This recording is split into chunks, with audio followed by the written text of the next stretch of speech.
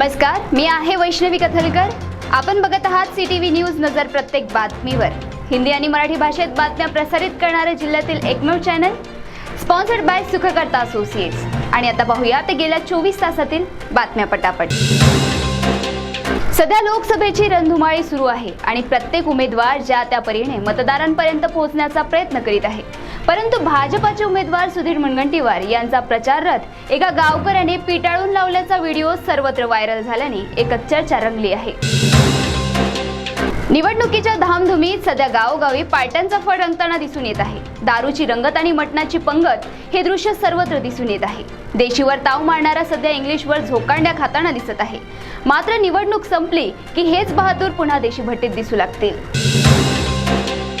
आज सकाळी 10:15 वाजता घुगुस येथून टाडाळीकडे कोळसा घेऊन येणारा ट्रक आणि टाडाळी येथून घुगुसकडे जाणारी कार यांच्यात जोरदार धडक भाटिया कोल वॉश जवळ झाली। या धडकेत कार चकनाचूर झाली असून वाहन चालकाचा घटनास्थळीच मृत्यू झाला।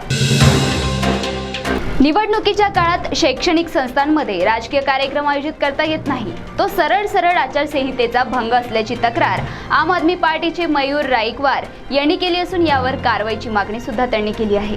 नुकतेच भाजपाशी झालेले विजय आयंचवार यांनी महाविद्यालयात लोकसभेचे उमेदवार सुधीर मुनगंटीवार यांचा कार्यक्रम आयोजित केल्याने ही तक्रार करण्यात आली।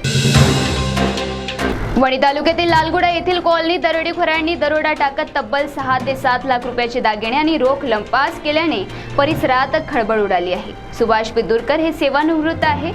ते परिवारांसोबत रात्री झोपले असताना 6 ते 7 दरोडेखोरांनी घरात प्रवेश केला आणि परिवारातील सर्वांना तलवारीचा धाक दाखवत त्यांना एका खोलीत डांबून ठेवले।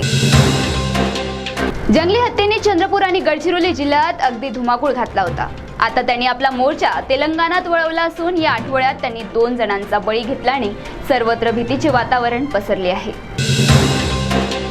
गडचिरोली जिल्ह्यातील पळसगाव येथे 2 व्यक्ती पहाड चढत असताना पगडी घालून असलेल्या 2 व्यक्तींनी चाकूचा धाक दाखवून त्यांच्याकडून नगदी आणि मोबाईल हिसकावून घेतला। याची तक्रार पोलीस ठाण्यात दाखल करताच देसाईगंज पोलिसांनी दखल घेत त्या 2 चोरांना अटक केली।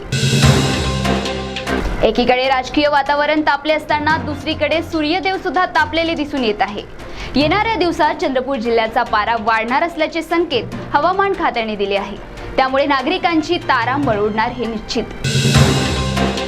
तर या होत्याच्या पटापट बातम्या। लवकरच भेटूया पुन्हा काही नव्या बातम्यांसह। तोपर्यंत अशाच बातम्यांची अपडेट घेण्यासाठी बघत रहा विदर्भातील अग्रणी CTV न्यूज नजर प्रत्येक बातमीवर। नमस्कार।